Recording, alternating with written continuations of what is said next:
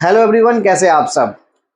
ये GST registration की video series का आज ये फोर्थ वीडियो है। इसके पहले हमने 3 वीडियो में ये समझा था कि who is liable for the GST registration, who is not liable for the GST registration और किन के लिए कंपलसरी रजिस्ट्रेशन होता है।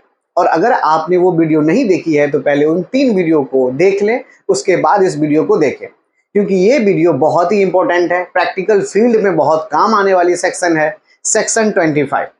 हम बात करने जा रहे हैं सीजीएसटी एक्ट 2017 चैप्टर 6, जो बात करता है सिर्फ जीएसटी रजिस्ट्रेशन के बारे में। टोटल 9 सेक्शन है, सेक्शन 22 से लेकर सेक्शन 30। हमने 22, 23, 24 कवर कर लिया है। आज हम कवर करेंगे 25, जो बात करता है procedure for the GST registration. मतलब अगर आपने वो तीनों को कवर अप कर लिया है तो अब नेक्स्ट स्टेप ये है कि जीएसटी रजिस्ट्रेशन के लिए जो हम अप्लाई करेंगे तो उसका प्रोसीजर क्या है, प्रक्रिया क्या है। तो आज हम इस वीडियो के माध्यम से यही समझेंगे। नमस्कार, मैं हूं मनीष झा। चलिए समझते हैं। सेक्शन 25 चैप्टर 6 के अंदर आता है CGST act 2017। Total GST registration में 9 सेक्शन है, 22 से लेकर 30। हम समझेंगे 25 प्रोसीजर फॉर जीएसटी रजिस्ट्रेशन। क्या है प्रक्रिया, तो देखिए पहला ये बोलता है कि सेक्शन 22 और सेक्शन 24 में अगर आप फॉल करते हो तो shall apply with in 30 day when he become liable. मतलब सेक्शन 22 में हमने ये समझा था कि जिस भी पर्सन का, जो भी पर्सन अगर कोई गुड्स या सर्विस में बिजनेस करते हैं, डील करते हैं, अगर गुड्स में उनकी एग्रीगेट टर्नओवर 40 लाख एक्सीड कर जाती है या सर्विस में उनकी एग्रीगेट टर्नओवर 20 लाख एक्सीड कर जाती है, या अगर वो किसी स्पेशल कैटेगरी स्टेट से हैं जहां की टर्नओवर डायरेक्ट 50% थी अदर देन नॉर्मल स्टेट, मतलब गुड्स में उनकी 20 लाख और सर्विस में 10 लाख, तो वो जीएसटी रजिस्ट्रेशन के लिए अप्लाई कर सकते हैं। और उनको करना भी चाहिए, क्योंकि बोल दिया कि अगर आप 22 और 24, तो 24 में क्या था, कंपलसरी रजिस्ट्रेशन। अगर आप कोई ऐसा बिजनेस करते हैं जैसे कि input service distributor, casual taxable person, non resident, अगर आप ये हैं टैक्सेबल करते हैं तो है, तो ये सब अगर आप फॉल करते हैं जहां की थ्रेशोल्ड लिमिट नहीं थी, इसलिए मैंने पहले आपको बोला कि 22 और 24 को एक बार ओवरव्यू कर लीजिए। अगर नहीं भी करते हैं तो मैं यहाँ आपको शॉर्ट में समझा रहा हूँ, ध्यान से समझिएगा। 22 में ये कहा था कि अगर आप थ्रेशोल्ड लिमिट को क्रॉस कर जाते हैं तो you have to apply for the GST registration, और यू शुड, आपको करना भी चाहिए। क्या करना चाहिए, जीएसटी रजिस्ट्रेशन के लिए अप्लाई कब करना चाहिए, विद इन 30 डे, मतलब 30 दिन के अंदर। वो 30 दिन कब, जिस दिन आपका थ्रेशोल्ड लिमिट क्रॉस कर जाएगा, from that day you are liable for the GST registration and you should apply for the GST registration. जिस डेट को आपको ये पता चल जाएगा कि जो हम गुड्स में डील करते हैं और 40 लाख एक्सीड कर गई है, तो हमें जीएसटी रजिस्ट्रेशन के लिए अप्लाई कर देना चाहिए 30 दिन के अंदर। अगर आप ऐसा नहीं करते हैं तो गवर्नमेंट को या किसी ऑफिसर को ये पता चल जाती है आपके पेन के माध्यम से, तो आपके ऊपर पेनाल्टी चार्ज हो सकती है। तो एम आई क्लियर। नंबर पहला पॉइंट, यही सबसे ज्यादा जरूरी पॉइंट है कि अगर आप 22 सेक्शन के हिसाब से थ्रेशोल्ड लिमिट एक्सीड कर गई है तो विद इन 30 डे आप अपने जीएसटी रजिस्ट्रेशन के लिए अप्लाई कर दे। You should apply for the GST registration within 30 day. और वो डेट कब होगा, जिस दिन आपका थ्रेशोल्ड लिमिट एक्सीड कर जाए। वही सेम 22 में ये था कि अगर आप स्पेशल कैटेगरी जोन से बिलोंग करते हैं तो वहां तो थ्रेशोल्ड लिमिट डायरेक्ट 50% है, तो आप उसके हिसाब से भी अगर थ्रेशोल्ड लिमिट क्रॉस करती है तो with in 30 day GST registration के लिए अप्लाई कर दे।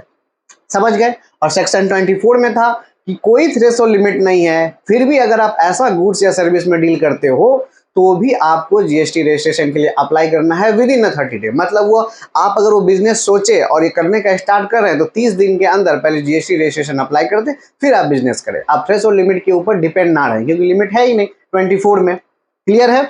फिर भी इसमें कोई डाउट हो, मैं समझ सकता हूं कुछ कंफ्यूज हुए होंगे आप लोग, फिर भी अगर कोई डाउट हो तो मैं बार बार कह रहा हूं, पहले 22 और 23, 24 वीडियो देखें, फिर इस वीडियो को समझें।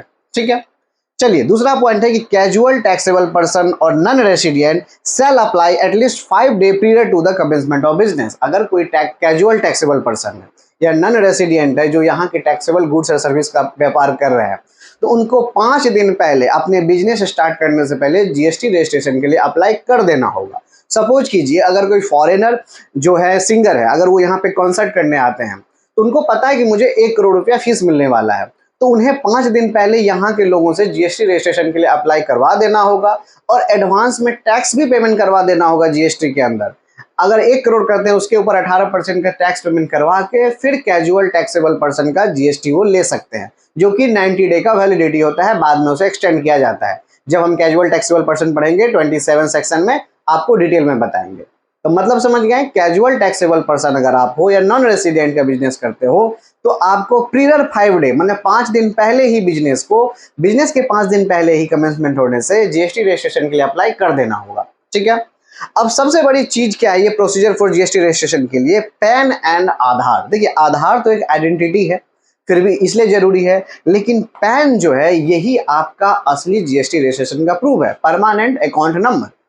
तो ये होने से ही आपको जीएसटी रजिस्ट्रेशन मिलेगा। अगर ये नहीं है तो पहले पैन अप्लाई करना पड़ेगा, फिर जीएसटी रजिस्ट्रेशन होगा, क्योंकि जीएसटी रजिस्ट्रेशन जो होता है वो पैन बेस्ड होता है, ना कि आधार बेस्ड। आधार जस्ट ये प्रूफ देता है कि आप वो ऑथेंटिक पर्सन हो। समझ गए? तो पैन होने से ही होगा। अगर आप एक बिजनेस करते हो या मल्टीपल बिजनेस करते हो, सिंगल एंटिटी हो या मल्टीपल एंटिटी हो, लेकिन पैन होना जरूरी है, क्योंकि जो जीएसटी नंबर होगा वो पैन बेस्ड होगा। जीएसटी नंबर जो होता है 15 डिजिट का, उसमें भी आपका पैन नंबर छुपा हुआ रहता है। वो आप मेरी पहली वीडियो में देख सकते हैं, या मैं आपको आगे आने वाली वीडियो में भी समझा दूंगा कि कहाँ रहता है वो पैन। तो 15 डिजिट के नंबर में पैन नंबर भी छुपा रहता है, तो पैन नंबर होना कंपलसरी है। अब इस पूरे जीएसटी रजिस्ट्रेशन का एक सबसे ब्रह्मास्त्र चीज मैं आपको बताता हूं, बहुत ही इंपॉर्टेंट, वो है वॉलंटरी रजिस्ट्रेशन। देखिए जब सर्टिफिकेट आती है तो वो कहलाती है जीएसटी REG 01। वॉलंटियर रजिस्ट्रेशन का मतलब होता है कि जैसे गवर्नमेंट ने यहाँ थ्रेशोल्ड लिमिट फिक्स कर दिया है कि नॉर्मल स्टेट के लिए 40 लाख गुड्स में और सर्विस के लिए 20 लाख, वही अगर कोई स्पेशल कैटेगरी स्टेट है तो गुड्स में 20 लाख और सर्विस में 10 लाख, ये थ्रेशोल्ड लिमिट है एग्रीगेट टर्नओवर की। लेकिन मान लीजिए कोई बिजनेसमैन का ये एग्रीगेट टर्नओवर एक्सीड नहीं करता है, वो 10 लाख, 15 लाख, 20 लाख, 25 लाख, 30 लाख इसी के अंडर में आता है, क्या वो भी अगर चाहे जीएसटी रजिस्ट्रेशन लेना तो ले सकता है? बिल्कुल हाँ, ले सकता है वो। क्यों? क्योंकि आप जितना व्यापार बढ़ाओगे गवर्नमेंट को उतना ही टैक्स मिलेगा। और सबसे बड़ी बात क्या है कि आप जीएसटी रजिस्ट्रेशन ले सकते हो, यस यू शुड, आप ले सकते हो, लेकिन जिस दिन से आप जीएसटी रजिस्ट्रेशन लोगे, जीएसटी की जितने भी प्रोविजन है, जितने भी लॉ है, जितने भी कॉम्प्लायंस हैं, सब आपके ऊपर भी इम्प्लीमेंट हो जाएगा। तब आप ये नहीं कह सकते हो कि मेरी तो थ्रेशोल्ड लिमिट जो है वो एक्सीड नहीं कर रही है। इसीलिए ध्यान दें कि आप अपने इच्छा के अनुसार वॉलंटरी रजिस्ट्रेशन ले सकते हैं, लिमिट क्रॉस नहीं हुई तो भी, लेकिन जीएसटी की जितने भी प्रोविजन हैं, जितने भी लॉ हैं, जितने भी कॉम्प्लायंस हैं, सारे फुलफिल करने पड़ेंगे। तो एम आई क्लियर?